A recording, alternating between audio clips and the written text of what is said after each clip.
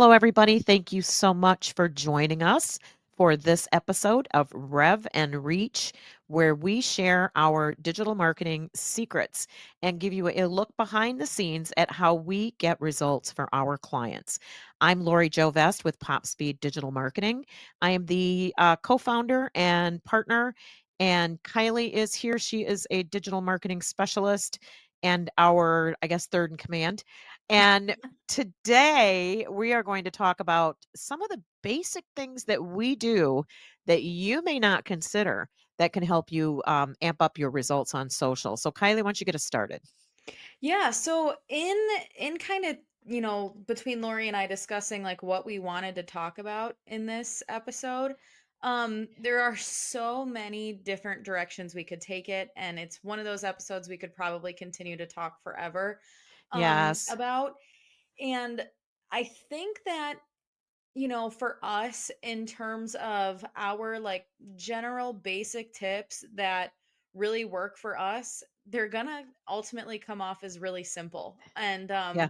I think a lot of people will have a lot of like aha moments when we kind of start going through these. Um, but ultimately it's so common for people to overthink their brand's social media marketing. Yep. It's one of those things that, like, yes, it is complicated and it requires a lot of thought and intention and strategy, but ultimately the type of stuff that works really doesn't need to be overcomplicated, and it shouldn't Hmm. be. Actually, as a matter of fact, the overthought, overproduced, over commercialized stuff really doesn't work or play well on social anyway. Right. So yeah, I think once we start getting into a few of our like top tips and the things that we kind of refer back to pretty often, it'll be interesting to see how simple it seems, but ultimately how few people are doing it the way Yeah. that it should be done. Yeah, or the way that gets results. Um, Exactly. I I wanna start us off really quick with the, most amazing piece of advice that we ever got, and it was from a TikTok workshop. If you're in the field of social media and digital marketing, and you don't attend workshops like every frickin' day, you're missing out because there are free workshops put on by the scheduling platforms, by HubSpot, by all the, by subject matter experts about social media that give you all kinds of really, really good information on how to use it to get returns. And the one we were on TikTok, I think it was about a year ago, and we just grabbed a hold of this saying and have kept it with us. I pet it and keep it, pay attention to it, and they talk about it all the time. And what it is that the most important thing you can do on social media is stand out by fitting in. And what that means is we do not go to social media to see your ads. We don't. People do not go to social media to see the ads that we create. As good as we are, people don't do that. They're not there looking for our ad. We know that. We are a disruption to their desire to connect with people they know. So, in Mhm. order to be a positive disruption, we want to look like what they're looking for. So, that means natural photos, authenticity, selfie videos, talking heads, things that are that you'd expect to see other people share, not necessarily brands. And what that doesn't mean, or what it means you should not do, is share a bunch of graphics, graphic billboards, and things like that. If you have to share a graphic billboard, make sure it's interesting, right? Make sure it's applicable and appealing and interesting. But stand out by fitting in is my favorite piece of social media advice to give. How about you, Kylie? What's your fave? I think my favorite one is smiling faces. It's one that we go back to all the time, and we try to convince maybe not the right word, but try to like really, really, like get our clients to understand this one.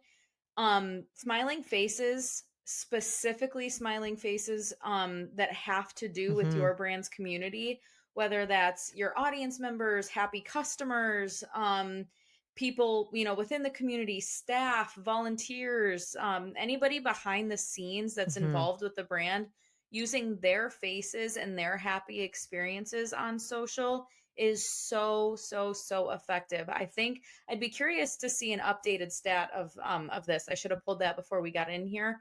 but I think it was 2 or 3 years ago, the statistic was it performs Mhm. 29% better according to Meta platforms, than all other types of content. And so for us, that goes to show that not only are, like, do smiling faces really Mhm. connect with your audience, they display that authenticity and they make your content more They trustworthy do. and engaging. So exactly what Lori said in terms of standing out by fitting in. If you look at nearly anybody's Instagram or Facebook or any social platform, maybe excluding LinkedIn, a personal page, it's a highlight reel of the best times Mhm. of their life, right? It's going to weddings, Yeah. it's going to trips, it's happy dinners with your best friends or whatever the case may be. And all it is smiling faces, whether it's posed with your friends or a candid shot of you, at your favorite restaurant or whatever. And I think that that is like where that connection Mhm. really lies, is that it in the heart of it, it is standing out by fitting in. And also going kind of in relation to what Lori said, um it outperforms Mhm. graphics and it outperforms stock images, and that's because it's incredibly more authentic than a stock image, because a lot of stock images are very obviously just that. It's very easy to tell um what is stock and what is not. You'll find like some good ones, but Yeah, typically it's it's with a grip and trained grin. audience. It's like Yeah. earlier today, I screen capped some Meta analytics for one of our clients that we're doing their social, we're doing what we can. A lot of what they do is organic, and once in a while, they'll share, like, a real photograph of somebody at the practice, right? And I looked at the back end of Meta and saw that the actual photo of their team members was shown to 538 people, while the other stock image content that we use for them because we have no other choice was shown to 35 or 50 people. What a difference. 10 times as many people saw or responded to the image of their actual team, and it was just a cute little pose of a couple other people, and it's appealing because it's real, and real is what social media is about. So let me get my next one here. My next one is CTA always. That's another one of my favorites, and not everybody in social media will agree with me. They won't, because some people say that you need to gift your consumer with content that doesn't require their response sometimes, and that kind of thing, and that it's a balancing act. And I disagree, because I think you can always go down a few lines and say, learn more about us, and just add that, skip a line or 2 and put that there, and what that does is it lets the consumer make the decision of whether they want to go deeper or not. If you don't include a link, you're not allowing them to go deeper, even if they want to, without having to click to your profile, go to your profile page, click the link there, go to your website. Ooh, that's a lot of clicks, and honestly, most people will not do that. If it's not easy, they're moving along. So CTA always. And Kylie, what do you think about that? I mean, just on your personal feelings about it, what do you think? I completely agree with you. And I think one of the things, because I know a lot of people have mixed feelings about that. I think one of the things that's important is that a CTA doesn't always have to look the same. You'll see Mhm. us, if you're one of those people that doesn't think every post should have a link, generally speaking, we put links to learn more in, I would say, 95% of our posts, maybe more. Mhm. You can also incorporate CTAs that build engagement, right? Like, let us, if you Mhm. tried this tip, let us know how it worked in the comments, or, give us a like or drop a heart in the comments, or subscribe, or, anything like that. Give us a follow. Those are still Mhm. CTAs even without including a link. So I think that, you know, in terms of including CTAs, I don't see a reason in not doing it, because the worst that's Yeah. going to happen is they don't want to, so they don't. And it's, no Yeah. harm, no foul, really. Yeah. And I've been surprised by how many click-throughs I've gotten on some of my organic posts on LinkedIn, where all I say is learn more about us if they want to move forward, not expecting anything. And you still get, 10, 12, 15 clicks because in a lot of cases, if the post is good, they'll want to learn more. So, anyway, what's your next favorite one? That's mine. One of mine, and it's I think for a lot of people watching, it may seem a little patronizing. You would be very surprised how often we see this. Stop including links in your post copy on Instagram. We see so many people still doing it, and there's a lot of reasons why it's a bad idea. First and most important is that links on Instagram in organic content are not clickable.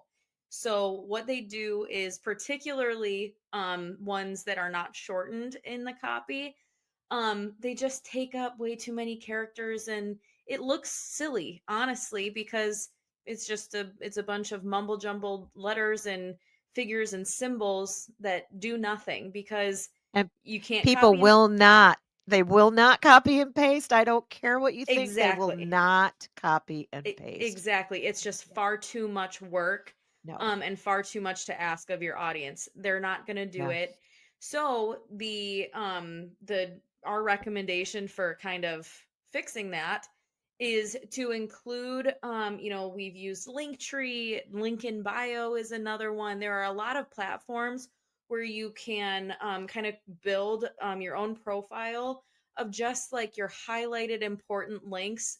They get housed there. You put the link to that page in your profile on Instagram. Mhm. So then in your captions, in your copy, when you have a CTA and you need somebody to click on something, tell them to visit the Yeah. link in your bio. Yep. Instead of clouding your copy and, making what could be like really, well spoken, pithy, funny copy be clouded by a bunch of random characters that just look silly and annoying. And honestly, like you don't know what you're doing. Like you don't know what you're doing. That's Yeah. the part you don't wanna look like you don't know what you're doing because people real serious, people will dismiss you. It's Hmm. hilarious that they'll dismiss you for that, but they'll think, "Oh, yeah, they don't know what's up," and they'll keep Yeah. going. Yeah. It's just how it is. So, let's just be real. Okay, Exactly. so this next one is hashtags. Hmm. Hashtags and targeting by the algorithms is in a constant state of evolution. Constant. And there are people saying hashtags are going away, and I truly do believe that. They're not quite gone yet, but what's replacing it is what they call interest-based targeting. And what that is, it's more like, Google, where you're going to have a keyword and you want keywords that other people looking for the thing that your company does. If you are a veterinarian, they're looking for pet health. You'll want to use those words in your copy. So you won't want to write of 2 or 3 sentences, and it's really easy to do 2 or 3 sentences, and then you go back and look, and you didn't include any of the keywords that people would be searching for. And that's the thing is you want to consider what people will be searching for and what they follow. And so a veterinarian might be, dogs of Instagram. It might be, things like that. But you want to mention the keywords in your copy on all the channels, including YouTube, because they're all veering more toward this interest-based targeting instead of hashtags. People used to search hashtags or follow hashtags. And that was an active way of putting your content in front of them. It's evolving and it'll be more intuitive and more, if you're a person who regular or brand that regularly uses these specific keywords in your post content, then people are going to understand. The algorithms are going to understand that people that are interested in that should be fed your content. So it's a little bit different, but it's also the same. It's also very similar. So it's the Right. same thing, only different, Right. right? The same but Yeah, different. Yeah, exactly. exactly. As it should be. Right. So what else you got? My next one is specific to Instagram. We've run into a few situations, particularly recently, which has been really interesting, um, where we're working with clients that are hyper fixated on their grid on Instagram. And, well, we totally get that. Aesthetics matter. It shouldn't be the forefront of an Instagram strategy. And that's for a few reasons. We're never going to tell you to post ugly content. We're never going to tell you to post content that looks bad in your grid. However, when you hyperfixate on building a pretty grid, you lose sight of where people are going to be intaking your content, and that is in their scroll on their homepage. The amount of time that your audience spends there versus just scrolling through old posts on your grid is astronomically more. Honestly, the amount of time people are going to spend looking at your grid is so few and far between, unless you're running like a visit our page ad, and so you're getting a bunch of really timely clicks to one spot. But even then, if you're prioritizing consistently appealing content, you're not going to have an ugly grid. We've Mhm. seen this with, those puzzle piece kind of posts that come together on Oh, that used somebody's to be such a grid. big And deal, didn't well, it? it used to Oh, be such a thing. And my yeah. my take on it is that Taylor Swift can do it, you don't have to. You're not Taylor Yeah, Swift. You know what I mean? exactly. Yeah. So what something like that does is it clouds your audience's feed because you have to post it so fast that it's A, almost annoying, and B, it looks weird. The only way it looks weird or looks normal, pardon me, is when it comes together and somebody's looking at your grid. And then even then, it's only aligned every 3 posts to look normal on your grid.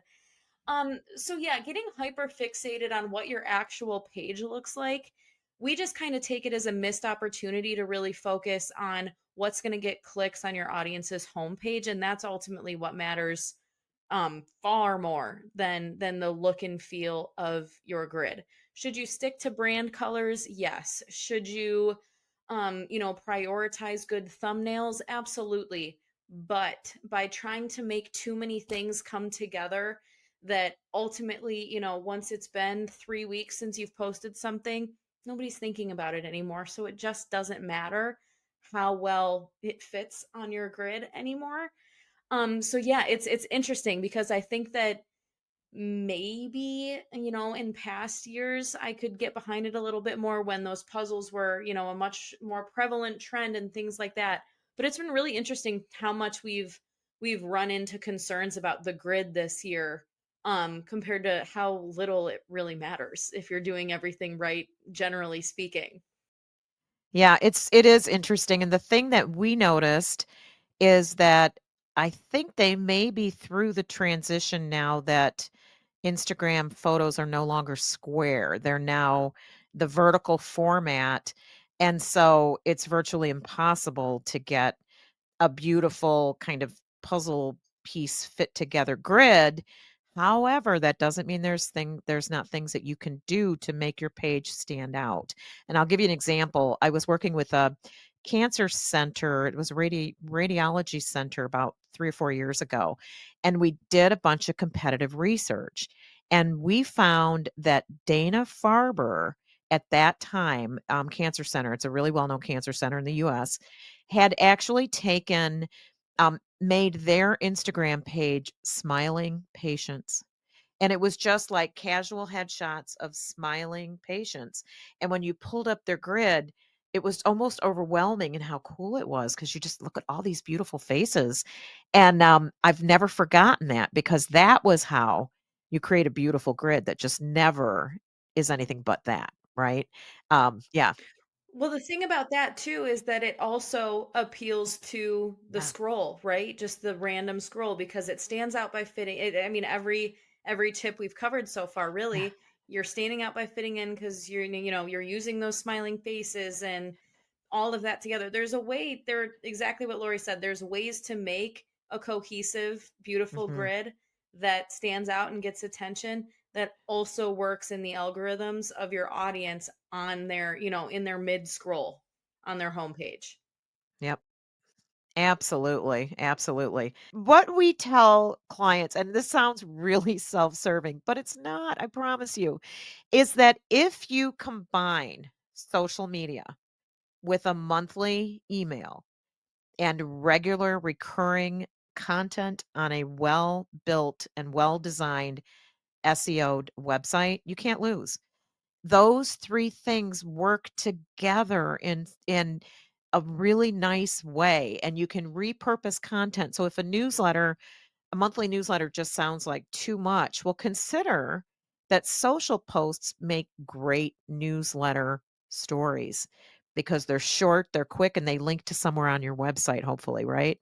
And so you want to put regular updates on your website. And we do, for example, we do digital marketing for Sandcastles, Henry Ford Sandcastles grief support. And we do the website, the emails, the social media, and we'll put a blog article up, which turns into, social content, which turns into newsletter content.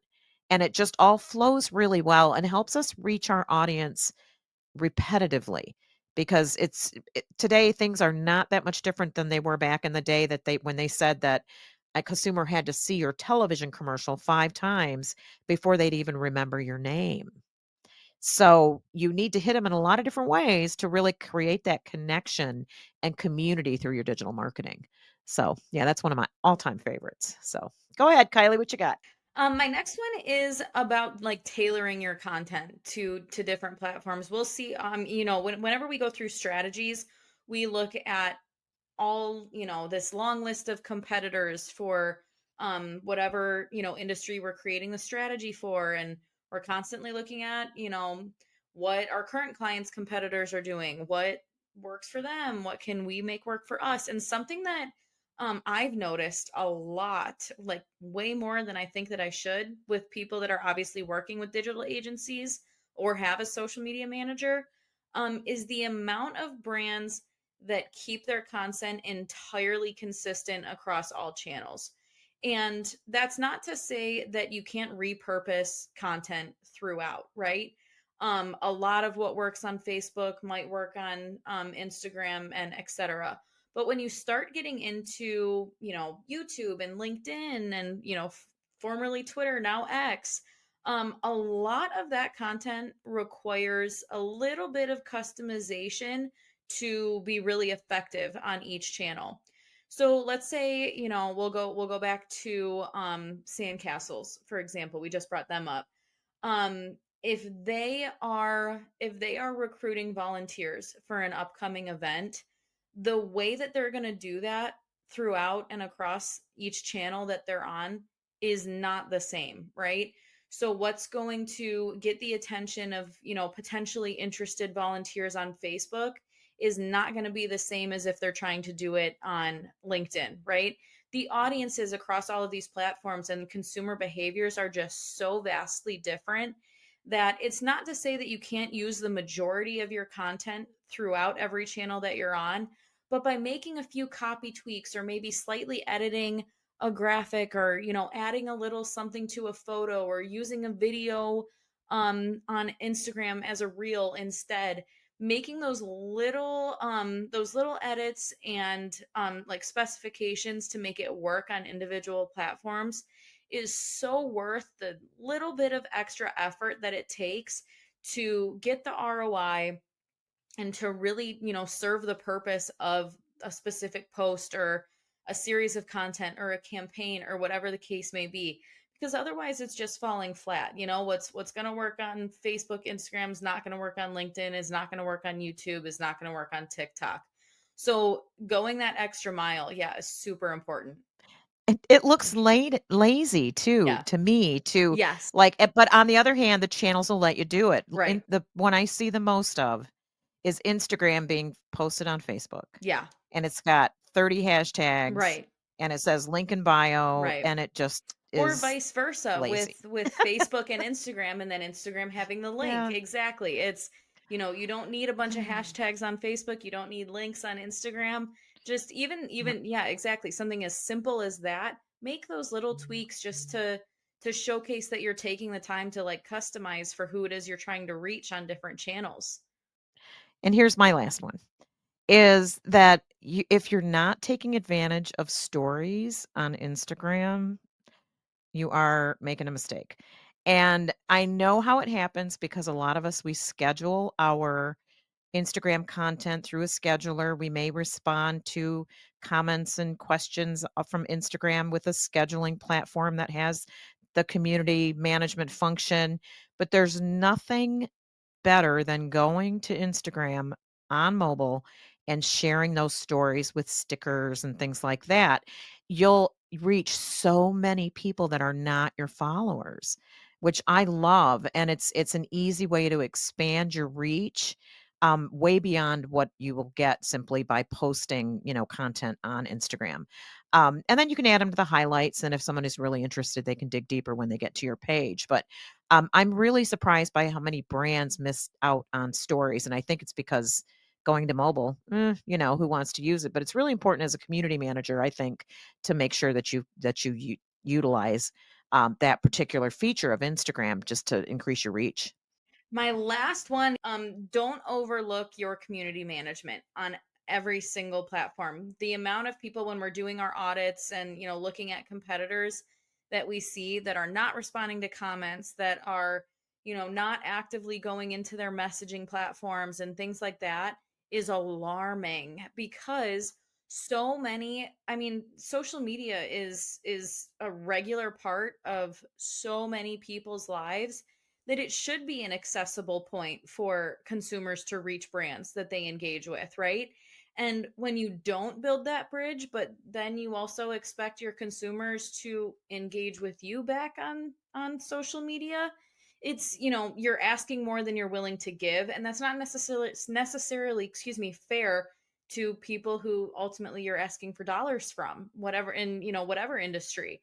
So by like even just having somebody regularly go in to each platform once in the morning, once in the evening, just to make sure there's no questions that need to be answered, or if you get a happy customer review in the comments on a Facebook post, respond to them, make them feel good that you saw it and you're grateful that they shared their experience, and engage with them, because it's a win-win scenario, right? Because by not doing it, you're making a lot of customers feel ignored, and by doing it, you're making a lot of customers feel very heard. Yeah, and I'll add the algorithm loves it. If you we'll talk about Brenda Miller because we love Brenda Miller. So Brenda Miller is our go-to expert on LinkedIn, and she'll tell you that when anyone comments on your content there, you respond with 5 or more words to that comment. Don't just like it. Respond to it with words. The algorithm on LinkedIn loves that. They love the community aspect of that, and that content will get shown to more people. So if you get log on in the morning and there's 16 comments, spend the time to respond to every single one. It does pay off. Huge. So thank you again for joining us for this episode of Rev and Reach. We really hope to share things that you can do right now to increase the effectiveness of your social media marketing effort. So I'm Lori Jovest with Kylie Metcalf. You can reach us both on LinkedIn. We're open networkers there. And you can also check out our website at popspeeddigital.com to find out more about us, what we do, and get in touch there if we can help you with your digital marketing. So take care and we'll be back soon.